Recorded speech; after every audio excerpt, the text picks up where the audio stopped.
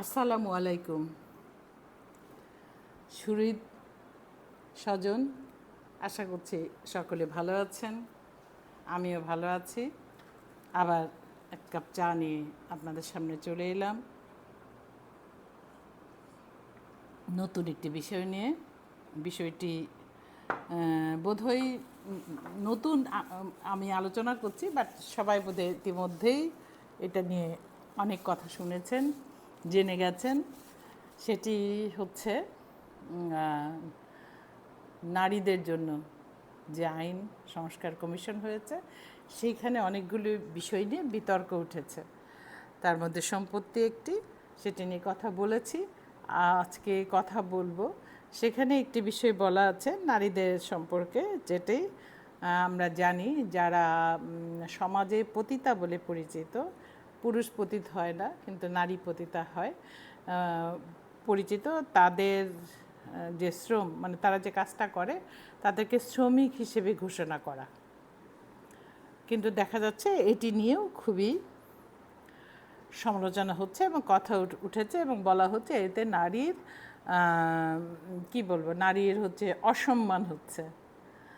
কিন্তু এটা খুবই মজা লেগেছে আমার, যে মজা লেগেছে এই কারণে, মানুষের এরকম একটি কষ্টের বিষয় নিয়ে মজা লাগার কোনো কারণ আছে বলে অন্তত আমি মনে করি না, কেউ মনে করে বলেও আমি মনে করি না। মজা লেগেছে এই কারণে যে তারা বলার চেষ্টা করছেন যে এটিতে নারীকে অসম্মান করা হচ্ছে, কিন্তু নারীকে যে কাজটা করতে বাধ্য করা হয়েছে সেটি কি অসম্মানজনক নয়? এবং এটার সঙ্গে আরও একটি বিষয় আছে, অনেক বিষয় আছে, একসঙ্গে তো এতগুলো কথা বলা যাবে না। সেই অন্য আরেকটি বিষয় নিয়ে একটু বলবো, সেটা হচ্ছে ম্যারিটাল রেপ, অর্থাৎ স্বামী কর্তৃক জোর জবরদস্তি করে যদি দৈহিক মিলন ঘটানো হয়, যৌন সম্পর্ক স্থাপিত হয়, সেইটা বলা হচ্ছে সেটিও দোষণীয় বলে, অপরাধ বলে গণ্য হবে। সেখানেও তাদের আপত্তি রয়েছে। তাদের বলতে আমি এই পুরুষতান্ত্রিক সমাজের কথা বলছি।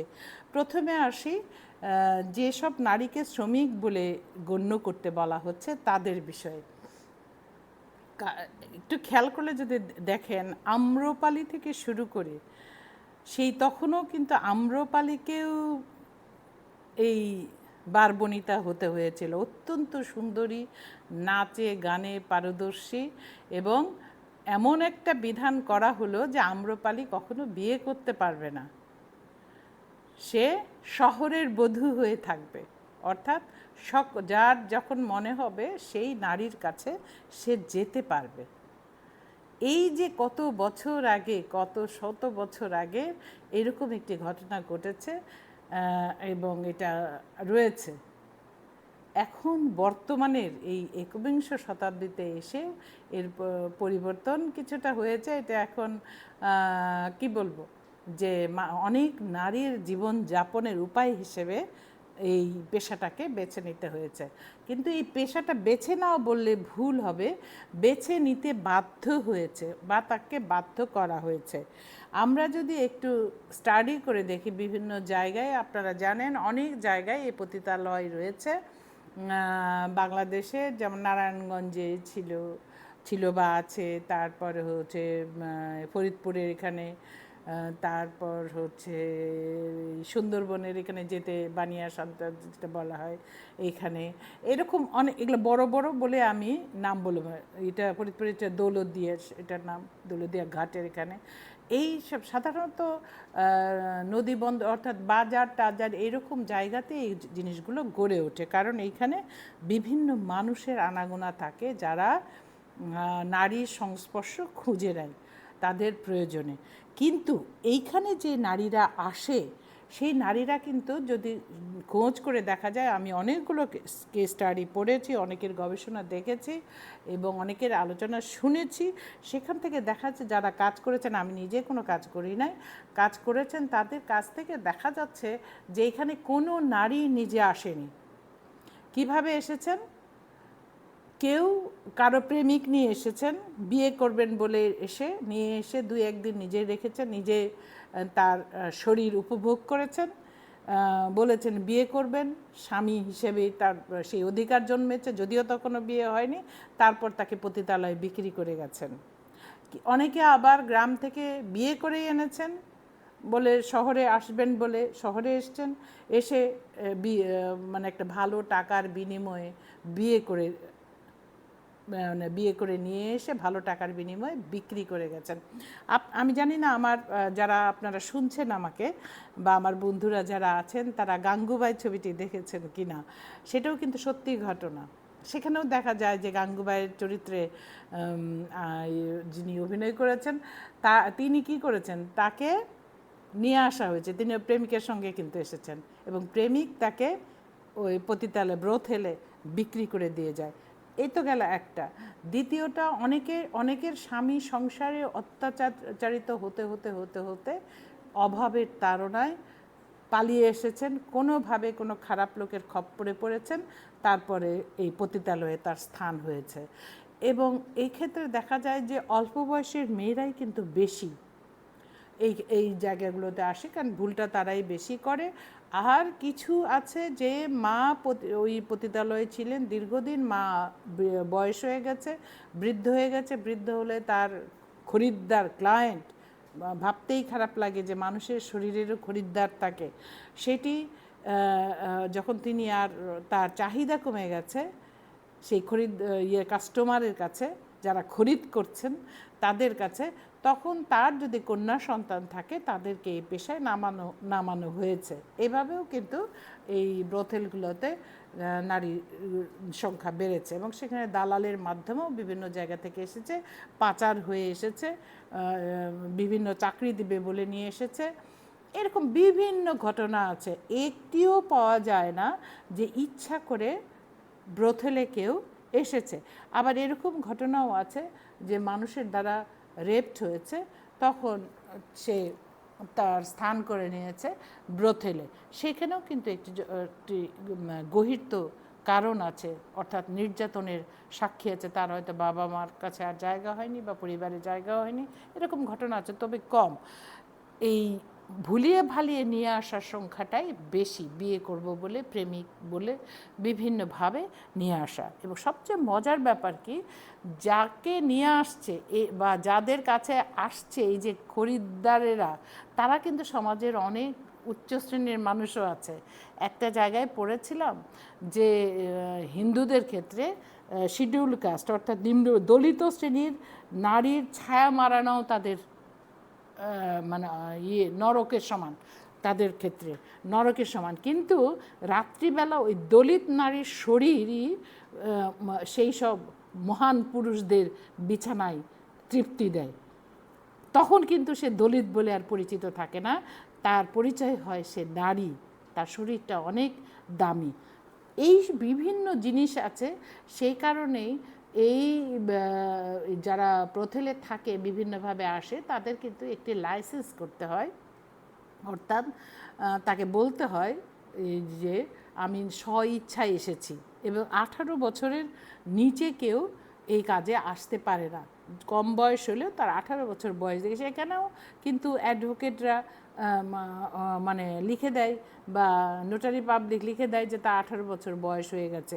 এবং আরও মারাত্মক ব্যাপার সেটি হচ্ছে যে এই যে ছোট ছোট মেয়েদেরকে ব্রথেলে নিয়ে আসা হয়, তাদের শারীরিক গড়ন যাতে দ্রুত বৃদ্ধি পায়, কাস্টমারকে আকৃষ্ট করতে তাদেরকে বিভিন্ন ধরনের মেডিসিন খাওয়ানো হয়, এমনকি গরু মোটাতাজাকরণের ওষুধও খাওয়ানো হয়। আমি এই যৌনকর্মীদের কাছেই শুনেছি। একবার দৌলতদিয়া যৌনকর্মীদের একটা সাক্ষাৎকার হচ্ছিল, নিচ্ছিলেন একজন গবেষক। তারা বলছেন যে তারা গরু মোটাতাজাকরণের ওষুধ খায় কেন, তাহলে তাদের স্বাস্থ্য ভালো হবে, তাদের বড় দেখাবে। কারণ বাচ্চা ছোট মানুষকে দ্রুত বড় হলে তাদের চাহিদা বাড়বে, মানে বিকিনির হাটে তাদের চাহিদা বাড়বে, যদি খুব ভালো করে বলি। তো এইসব নারী কমিশন বলেছে যে তাদেরকে শ্রমিক হিসেবে মর্যাদা দিতে হবে। শ্রমিক হিসেবে মর্যাদা দিতে হবে বলার কারণটা হচ্ছে, কারণ এইসব নারীরা কিন্তু তাদের উপার্জনের টাকা রাখতে পারে না, কারণ তাদের প্রত্যেকেরই জায়গা হয় একজন মাসির আন্ডারে, মাসি বলতে উনিও একসময় যৌনকর্মী ছিলেন, তার যখন বয়স হয়ে যায় তখন সে আর এই কাজে যখন আর থাকে না, তখন তার অধীনে কিছু মেয়ে থাকে এবং এই মেয়েগুলোর প্রতিদিনের ঘর ভাড়া দিতে হয়, প্রতিদিনের আয় থেকে সিংহভাগ ওই নারীকে দিয়ে দিতে হয় যিনি মাসি হিসেবে পরিচিত। তো এই যে শোষণ, একবার তো তার সমাজ তাকে সাংঘাতিকভাবে করেছে, নষ্ট করেছে, সাংঘাতিকভাবে বঞ্চিত করেছে, সমাজ থেকে তাকে বিচ্যুত করেছে। তারপর কি হচ্ছে, যেখানে তার স্থান হয়েছে সে তার শরীর বেচে যে ইনকাম করছে সেটিও দেখা যাচ্ছে ওখানে যে যারা থাকে দালাল এবং মাসি তারা সিংহভাগটা নিয়ে নেয়, যার ফলশ্রুতিতে হয় কি এইসব মেয়েদের যে সন্তান হয় তাদের পিতৃ পরিচয় থাকে না। পিতৃপরিচয় না থাকার ফলে এই সন্তানরা তারা কষ্ট করে মানুষ করে, মেয়ে সন্তান হলে পরবর্তীতে দেখা যায় এই কাজেই নিযুক্ত হয়ে যায়।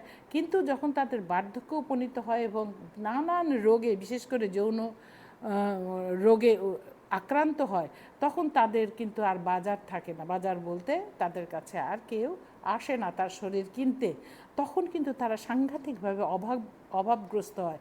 এই অভাবগ্রস্ত হওয়ার ফলে তখন তাদের কিন্তু পেটে ভাত জোটে না, তারা অবর্ণনীয় অবস্থায় থাকে। আমি শান্তা মারিয়ার ওইটি দেখেছি, এত ঘিঞ্জি পানি, জোয়ার আসলে পানি উঠে যাচ্ছে, সেরকম একটি অবস্থার মধ্যে তারা বসবাস করে। এবং প্রতিটি জায়গায় দেখবেন টিভিতে যখন দেখায়, কাছাকাছি না দেখতে পেলেও দেখবেন যে সেখানে মানবতার অবস্থার মধ্যে তারা অবস্থান করে। তারপরে যদি তার টাকা দালাল বাড়িওয়ালা প্রতিদিনের ভাড়া যদি দিতে হয়, তাহলে তো তাদের ভবিষ্যৎ সঞ্চয় আর কিছু থাকে না থাকার ফলে তাদের ভবিষ্যৎ হয়ে যায় অন্ধকার। সে কারণেই নারী কমিশন যেটি বলেছে, যদি শ্রমিক হিসেবে তাদের স্বীকৃতি দেওয়া হয় তাহলে শ্রমিকের যে বিষয়গুলো আছে, শ্রমিকের পাওনা, শ্রমিকের জন্য যেগুলো নির্দিষ্ট করা আছে, নিয়ম কানুন আছে, যেভাবে তাকে করতে হবে, সেই জিনিসগুলো তারা পাবে এবং পাওয়ার ফলে তাদের অধিকার কিছুটা হলেও সুরক্ষিত হবে। কিন্তু দেখা যাচ্ছে আমাদের সমাজের আলেমরা এখানেও ব্যাঘাত সৃষ্টি করছেন। তারা বলতে চেষ্টা করছেন যে এরা শ্রমিক বললে এই নারীদেরকে অবমাননা করা হয়, অসম্মান করা হয়। কিন্তু তাদের কিসে সম্মান আছে? এই পুরুষরা কিন্তু সেই উত্তর দিচ্ছেন না। সমাজের এই পুরুষরাই কিন্তু তাদের খরিদ্দার। ভালো মানুষের চেহারা নিয়ে যারা ঘুরে বেড়াচ্ছেন তারাই কিন্তু রাতে তাদের খরিদ্দার হচ্ছেন, দিন দুপুরে তাদের খরিদ্দার হচ্ছেন। তাহলে তাদের স্বীকৃতি দিতে অসুবিধা কোথায়? এখন কিছু কিছু এনজিও কাজ করছে, এইসব নারীদের যেসব বাচ্চা তাদেরকে একটু দূরে রেখে লেখাপড়া শেখানোর চেষ্টা করছে, সেটাও কিন্তু খুব বেশি না, অপ্রতুল। সেটাকেও খুব বলা যাবে না যে সাফিসিয়েন্ট, এটা বলা যাবে না। অর্থাৎ তাদের জীবনের উন্নয়ন ঘটেনি। অনেক সময় দেখা যাচ্ছে কি এই ব্রোথেলে হয়তো কোনো কাস্টমারের সঙ্গে কোনো নারীর ভালো সম্পর্ক গড়ে উঠেছে, সে হয়তো বিয়ে করছে বা সমাজে নিয়ে যাচ্ছে, কিন্তু কয়েকদিন পর সমাজ থেকে সে আবার চলে আসতে বাধ্য হচ্ছে, কারণ সমাজ তাকে গ্রহণ করছে না। একবার নারী সমাজচ্যুত হলে তাকে কিন্তু আর সমাজ গ্রহণ করে না। পুরুষ কিন্তু সমাজচ্যুত হয় না। আরও একটি মজার ব্যাপার আছে, এই যে নারীকে বলা হচ্ছে বিভিন্নভাবে তাকে করা হচ্ছে, কিন্তু পুরুষকে কেউ কি বলছে? পুরুষ যে যাচ্ছে, একজন নারী তো এমনি পতিতা হচ্ছে না, একজন পুরুষও তো তার সঙ্গে আছে, তাকে কিন্তু বলছে না। এবং পুরুষ বুক ফুলিয়ে 5টা 10টা নারীর সঙ্গে শারীরিক সম্পর্ক করার পর সমাজে ভদ্র চেহারা নিয়ে ঘুরে বেড়াচ্ছে, তাকে কিন্তু কেউ কিছু বলছে না। এবং সবচেয়ে মজার ব্যাপার, এই নারী কমিশনে আরেকটি ব্যাপার যেটি বলা হয়েছে, ম্যারিটাল রেপ, যেটা অর্থাৎ বিবাহিত নারীও তার স্বামীর দ্বারা রেপড হতে পারে, অর্থাৎ তার ইচ্ছার বিরুদ্ধে যৌন সম্পর্ক স্থাপিত করলে বা দৈহিক সম্পর্ক স্থাপিত করলে এটিও কিন্তু ঘটছে। এটিও তো ঘটছে, কারণটা হচ্ছে যে সেই নারী হয়তো অসুস্থ বা সেই নারীর হয়তো কোনো সমস্যা আছে, বা নারীর তো হয়তো ওই মুহূর্তে তার মানসিকভাবে সে চাইছে না, সে কিন্তু জোর করছে। এবং আরও ঘটনা আছে, অনেক পুরুষ আছে অক্ষম পুরুষ, তার অক্ষমতাকে করার জন্য, লুকানোর জন্য, ঢাকার জন্য একাধিক নারীর সঙ্গে তারা শারীরিক সম্পর্ক তৈরি করছে প্রেমের নামে, বিয়ের নামে, ভালোবাসার নামে, কিন্তু তাদের কিন্তু কোনো দোষ হচ্ছে না। দেখা যাচ্ছে সেই নারী সেই পুরুষের সঙ্গে হয়তো ভবিষ্যতে থাকছে না, পুরুষ তখন পুরুষের পরিবার, সেই পরিবারের নারী সদস্যরাও সেই নারীকেই কিন্তু গঞ্জনা দিচ্ছে বা তার সম্পর্কে মিথ্যে কথা বলছে। এরকম বহুবিধ কারণ আছে। যদিও সমাজে এখন নারী পতিতা বা নারী, আরও সবচেয়ে মজার দেখলাম এই নারী কমিশনের বিভিন্ন বিষয় নিয়ে যখন কথা বললেন, তখন যেসব পুরুষরা কথা বললেন বেশ্যা শব্দটি বারবার উচ্চারণ করলেন। এত নোংরাভাবে তারা উচ্চারণ করলেন। কিভাবে? আমার প্রশ্ন, কাকে বললেন তারা এই কথা? তার মাকে, তার বোনকে, তার স্ত্রীকে, তার মেয়েকে? কেন বললেন? কারণ ওই নারীর কাছে তো পুরুষই গিয়েছে। তাদের কি জানা নাই এই সমাজে প্রচুর পুরুষ বেশ্যা তৈরি হয়েছে? তারা টাকার বিনিময়ে বহু নারীর শয্যায় সঙ্গী হচ্ছে, রাস্তাঘাটে তাদের দাঁড়িয়ে থাকছে, সেই সব পুরুষরা নারী তাদেরকে তুলে নিচ্ছে গাড়িতে বা বিভিন্ন জায়গায়, সেই সব পুরুষরা আবার গর্ব করে বলছে সেটি। এইসব বিতর্কের বিষয় নয়, এইগুলো হচ্ছে একটা সমাধানের পথে আসতে হবে। কারণ এই যে পুঁজিবিহীন যে ব্যবসা শত শত বছর ধরে চলে আসছে এই সমাজে, এবং আরেকটি বিষয় আছে, যখন ব্রথেলগুলো অনেকবারই হয়েছে, এটা ভেঙে দেওয়ার ফলে দেখা গেছে আমাদের ভাসমান পুরুষের সংখ্যা প্রচুর এই শহরে, তাদের শারীরিক চাহিদা মেটায় এই শ্রেণীর নারীরাই কিন্তু একটা সমাজকে ব্যালেন্সের মধ্যে রেখেছে। আমার কথাগুলো হয়তো খারাপ লাগছে, কিন্তু এটি কিন্তু চরম সত্য। পতিতাবৃত্তিকে আপনি কিন্তু বন্ধ করতে পারবেন না, কারণ যদি বন্ধই হতো তাহলে ঘরে মেইডরা কখনো রেপড হতো না গৃহকর্তার দ্বারা, এর সংখ্যাও কিন্তু কম না। অফিসে বসের দ্বারা রেপড হতো না কোনো কর্মী, সহকর্মী, এর সংখ্যাও কিন্তু কম না। এই সবগুলি আমাদেরকে অ্যাড্রেস আনতে হবে। অর্থাৎ আমাদেরকে নারীর সম্মানের নিশ্চয়তা বিধান করতে হবে, নারীর নিরাপত্তার নিশ্চয়তা বিধান করতে হবে, এবং সমাজে যাদেরকে আমরা পতিতা বলে করছি, যাদেরকে শ্রমিক বলে দাবি করা হচ্ছে, শ্রমিক না বলে যদি আপত্তি থাকে আমাদের পুরুষদের, তাহলে অন্য কিছু বলেন যে তাদের, কিন্তু তাদের তো একটা নিয়ম নীতির মধ্যে নিয়ে আসতে হবে, কারণ তারা সবসময় বঞ্চিত হচ্ছে। তারা যেসব পুরুষ তাদের কাছে আসছে তাদের দ্বারাও বঞ্চিত হচ্ছে। বহু ঘটনা আছে, পুরুষ তার শারীরিক চাহিদা মিটিয়ে টাকা না দিয়েই চলে গেছে, হয়তো ওই টাকাটা হলে তার ওই বেলা খাওয়া হবে, এরকম বহু ঘটনা আছে। এবং রাস্তাঘাটে একটু চোখ রাখলেই আপনি দেখতে পাবেন, সন্ধ্যের পর যদি ফার্ম গেটে যান, সন্ধ্যের পর যদি মানিকমা এভিনিউর দিকে যান, দেখবেন মোটর সাইকেলে এসে এসে এইসব নারীরা দাঁড়িয়ে আছে, মুখে উগ্র রং, চড়া রং লাগিয়ে দাঁড়িয়ে আছে, এবং পুরুষ এসে তার মোটর সাইকেল বা সিএনজিতে বা গাড়িতে তুলে নিচ্ছে। এরা কারা? এরা তো এই পুরুষ এই সমাজেরই তো। সেটি কিভাবে অস্বীকার করবেন? তাহলে তাদের যদি কোনো দোষ না থাকে, তাহলে যে নারী পেটের ক্ষুধার জন্য দাঁড়িয়ে আছে তার কেন দোষ হবে? তাহলে রাষ্ট্রের দায়িত্ব নিতে হবে এইসব নারীর, এবং চরম শাস্তি দিতে হবে যারা প্রেমের নামে নিয়ে এসে প্রতারণা করে বিভিন্ন জায়গায় বিক্রি করে দিচ্ছে। আমাদের মধ্যে সবারই জানা আছে সোনাগাছির কথা, আমরা সবাই পড়েছি, কলকাতাতে বিখ্যাত ব্রথেল এটি, এবং এখানে কিন্তু আমাদের বিশ্বকবি রবীন্দ্রনাথ ঠাকুরেরও ঘর ছিল, তাদের পারিবারিকভাবেই কয়েকটি ঘর ছিল, এখানেও তাদের ব্যবসা ছিল। তার মানে বুঝতে হবে যে রবীন্দ্রনাথ ঠাকুরের মতো জমিদারদেরও সোনাগাছিতে ঘর থাকে, অর্থাৎ সেখানকার আয় তাদের সংসারে আসতো। এটা অস্বীকার করার কোনো উপায় নাই, এটা বাস্তবতা। এবং বাংলাদেশে অর্থাৎ আমাদের দেশে অনেক ব্রথেলের ভাগিদার বড় বড় মানুষেরা, সেখান থেকে পয়সার ভাগ তারা পায়, সেখান থেকে পয়সার ভাগ নাকি পুলিশও পায়, সেখান থেকে পয়সার ভাগ নাকি যারা সমাজের হোমরা চমড়া তারাও পায়। তো সবাই যদি পায়, তাহলে যে নারীর শরীর বেচা পয়সায় সবাই উন্নত জীবন যাপন করে, সেই নারীর জীবন এত দুরবস্থা হবে কেন? এই বিষয়টি কিন্তু কতটুকু বলতে পেরেছেন নারী কমিশন আমি জানি না, কিন্তু এই বিষয়টি কিন্তু উল্লেখযোগ্য। এই বিষয়টি কিন্তু আমাদেরকে ধর্তব্যের মধ্যে নিতে হবে, তবেই নারীর প্রতি জাস্টিস করা হবে।